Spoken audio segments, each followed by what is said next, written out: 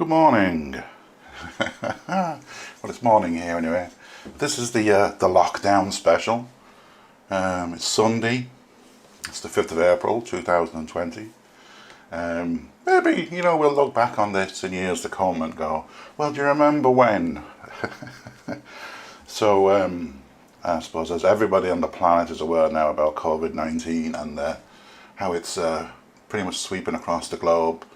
The USA seems to be, I suppose, the core of it now, especially New York at the moment. But I suppose that'll change over the next few weeks. And it's going to be a huge deal in the US and globally. But there's going to be a lot of people dying, a lot of people infected. I did read an article there about Italy that I think there's a population of about 60 million. They say you need 60% to have been infected to reduce the transmission, around a country. There's some estimates at the moment it's approaching 50%, which is 30 million. And if you actually look at the alleged stats, it's only 125,000 have been infected.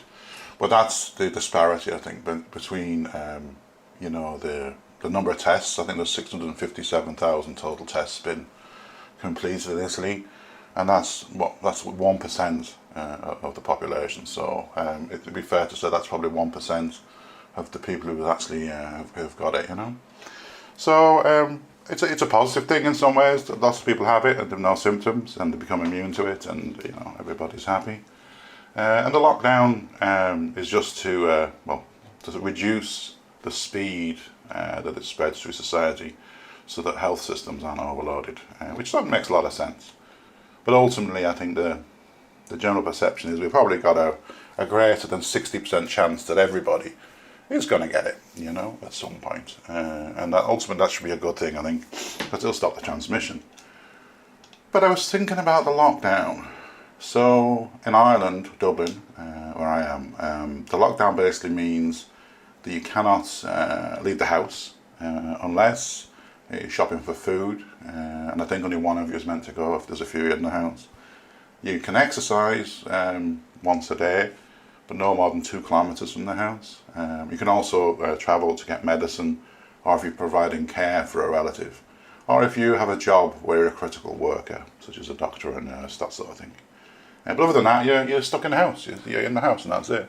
I work from home. I can work from home, and there's a lot of negativity around, being in the house all the time. You're sort of cooped up. We're used to freedoms where we can just, go out, go somewhere, do things, which we can't do. So you feel psychologically it can be quite tough. And we've been on lockdown for I think 2 weeks now. I've been basically working from home for 3 weeks. This is now coming up to this next week is going to be my 4 weeks working from home, and then I think it's going to be reviewed, the lockdown, next weekend, which is the Easter weekend, as to whether they're going to extend it. I had looking at the figures. There's such a delay between the lockdown coming in and then the impact it has. Initially you see it on number of cases of people being infected, but again you need lots of testing to get that sort of statistics, and the effect on the number of people dying is slower again, and it could be 3, 4, 5 weeks before you see an impact. So it's hard to know. I do believe it is having an impact, because just been out and about, just shop for food, and just even looking out the window, you can see that people in the main are obeying the lockdown. They really aren't going out. And that will have an impact on the spread of COVID-19, But then, it got me thinking really about the lockdown in general. We can, as a society, we have the internet, we have all these tools available to us. So for periods of time, we can actually, we can do this lockdown. It probably gets easier the more you do it, to be honest. And I was thinking about whether this could be a thing, the lockdown. So basically, here's the premise, and I'll go through let's go through the benefits of the lockdown. I think we know the disadvantages, and I can cover that as well. But the benefits of the lockdown are quite interesting. If you think about the United States, and a large portion of the US is now on lockdown, they've noticed something in the hospitals. There's less road accidents. And it's quite a big thing. I mean, because there's so many millions of drivers in the US, because they drive every single day, all of a sudden, in some of the most populated parts of America, people aren't getting into the cars anymore. And there are pretty much zero road accidents. And it's only then you sort of realise the huge impact the road accidents have, and accidents outside the home, shall we say. And they're basically, on a lockdown, they're eliminated completely. I mean, it's dramatic, you know.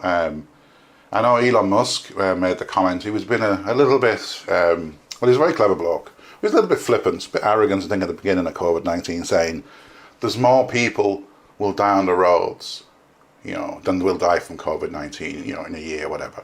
And he's absolutely right, of course, I think, you know. I mean, depends how bad this is going to get, to be honest, but it's a huge number of people die on the roads globally. So, isn't it interesting? The byproducts of the lockdown, apart from slowing the spread of COVID-19, is it's had a dramatic effect on traffic, road accidents. And there's an irony there for me, in a sense that, you know, this lockdown is to stop the spread of COVID-19. We're actually going to save a lot of lives on the roads as well. So, you know, I'm starting to see some real tangible benefits to a lockdown, you know, to restricting your movement. And I do wonder, and I know there's a lot of people, you know, especially in the US, oh, well, it's our right, our constitutional right, we'll go where we want, you know. I get all that. But this is quite a powerful thing. And this is a force for good, of course.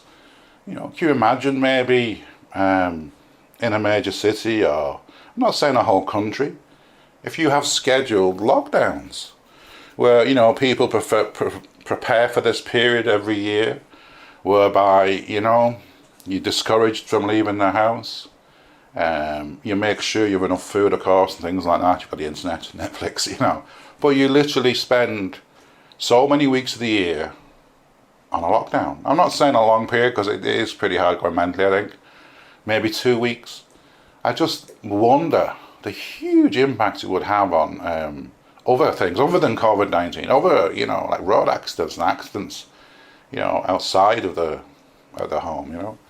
And I think that's fascinating. I think that's maybe something that should be explored. I think society would probably, you know, hate the idea, you know, of doing it every year and think how awful it is, but just think of the benefits. And when you see people in their apartments and in their houses clapping the NHS and the health services and the first responders around the world, you know, people know this is a thing for good. And I think there should be some momentum behind it, that we do it, you know, again, you know, maybe we do it once a year, maybe that'd be enough, but, you know, I think this could be a thing that could be very useful in ways that maybe we never really imagined.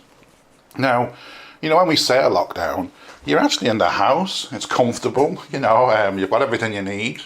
You know, maybe if it becomes a regular thing, you might have a treadmill or a walker or something in the house that you can use, if you know what I mean, that sort of thing. So you could almost like design your apartment or your house a little bit around that. And also the internet, you know, just brings a world of entertainment and information into the house. You know, and I just wonder, yeah, this should be a thing, but in a positive way, you know. I mean, lockdown sounds in some ways powerful but negative. I think this could work. I think this could be a really good idea going forward. And once a year, you know, it doesn't have to be, I suppose it doesn't have to be the same week or the same weeks in every country or every city, but basically have something where, you know, it's encouraged, you know, in the manner that you have the essence of a lockdown and the benefits, you know. So having covered the positivity around it and the future of it, you know, and seeing all these celebrities, by the way, performing in the homes, these artists and stuff, I think it's fantastic. I did watch a play yesterday, The Two Governors, James Corden was in it, and it was fantastic. It was 2 hours 50 minutes on YouTube, and basically the National Theatre in London for 1 week. They're allowing you to stream, you know, one of their plays, like, and I think it's Jane Eyre is next week. From the 9th, and it's just fantastic, you know. I mean, it's not the same as being there in the theatre with people and, you know, with someone, whatever, but it's pretty good, you know. And I really enjoyed that, and that really used up a whole portion yesterday, which seems to be the goal in some ways, is to use up as much time as possible. So just looking at the negative side of things with the lockdown. And I think, as creatures, we're very sociable creatures. There's the loneliness feeling that people get is not unique to humans. It's actually in a lot of different animals, certainly mammals and stuff. And because it makes sense to be in a group, because you can defend yourself better than if you're on your own. So this is something that's evolved. That it's not a facet of our super intelligent brains. It's basically across lots of creatures, because they've evolved that way. It makes sense. So feeling lonely is it's a good response, and that if you're in a group, it's safer. So that sort of makes sense. So in terms of being in a house, especially on your own for a long time, even with people and even with children, it's really tough going. I think when you're in an enclosed space, you might not have a huge house or apartment. It's really bad, And I'm sort of lucky the way I live. I have quite a big house. I live on my own. But the thing that really got me this time, and I've spent long periods on my own, and I'm quite introverted. And I'm fine with that, But one of the odd things that got me this time was the fact that, when you look outside, the outside world, there's always normality. If you ever feel down, depressed and lonely, I remember as a child, I was probably, 6, 7, something like that, maybe older than that, maybe 10. And I remember just feeling really down one night, and I hadn't been out much to play or anything, I don't think. I could have been ill with something, I don't know. And I was feeling really down, And I remember just opening the curtains and just looking out and, hearing, things happening in the distance, whether it was trains or cars or whatever. And just, there was a great comfort and reassurance in hearing the normal operation of things, that people were going about their business, that there was normality, in the world. And I found that a great comfort. And, if you read War of the Worlds, H.G. Wells, he does mention, after having seen this craft, it hadn't opened at that point, I don't believe, embedded in the moor as a Horsell Common. He goes home. I think he goes home and he's lying in bed and he can hear the train shunting. There was normality, and then there's a great comfort in that.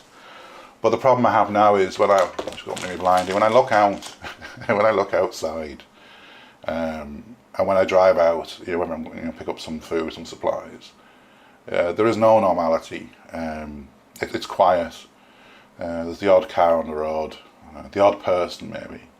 But everybody is confined. They're in the houses. You can't see them. They're not there. There's no planes flying overhead. I didn't realise how many planes fly over the house until they don't. And this has been my biggest, toughest thing to deal with. Is not having the normality of everyday life out there. To see all the cars parked where people are usually at work. To see very few people around, and then when you do see people, they're wearing masks and stuff, and they're keeping away from you like you're infected, which you could be, of course. So that's the biggest, from my perspective, someone who's, I do live quite a solitary life in general, and work from home for a good while as well, was that element of, the normality of life has stopped, and that's stuff that I find very hard to deal with. So, but on a positive note, there is normality out there. There are people going around about the business. The services are still running, the public transport, the trains. No planes. The ferries are running. There's a lot going on out there. It's just sometimes when you just look out the window and you just see what it looks like, it looks like the apocalypse has happened. All the people have been wiped off the face of the earth. And that sounds a little bit depressing, doesn't it? But that's the one thing I've struggled to deal with in some ways. And I suppose the thing to get around that is to speak to people, keep in contact with people, whether it's Zoom or Skype or whatever, and just talk to people and know that there's normality out there. I do look at the news. I try and avoid COVID-19 because a lot of it now, I know what's going on, They seem to like to really push it, COVID-19 specials and all this sort of stuff. And I think that's a mistake. I think there should be a good, accurate information given out to people. But I think there should be other news as well. And I do enjoy looking at other news. Can you believe it? There's news other than COVID-19. I mean, Brexit's been forgotten about. God knows what's going to happen there. I did hear Boris Johnson saying he was working with the EU to get masks and stuff, and I'm thinking, yeah, no one's mentioned Brexit now, and I'm just going, yes. I mean, we had April Fool's Day there, and up until about noon, it was always quite popular with these jokes. You'd get them online and stuff. Nobody on the planet was in the mood to joke about anything, and I think that shows the general mood of things, So, but yeah, so I want to end on a high. This won't last forever. And I think in future, I'd like to propose, I'd like to see us prepare for lockdowns occasionally in a positive way, and that they can be for good, not just about a flu virus or COVID-19, but about car accidents and other accidents and stuff. And this could be a time when, ironically, on lockdown, people can come together, and communicate with technology and everything else. And it's nice to see people supporting people. It's nice to see people applauding the first line responders and people who have to work at this extremely difficult time.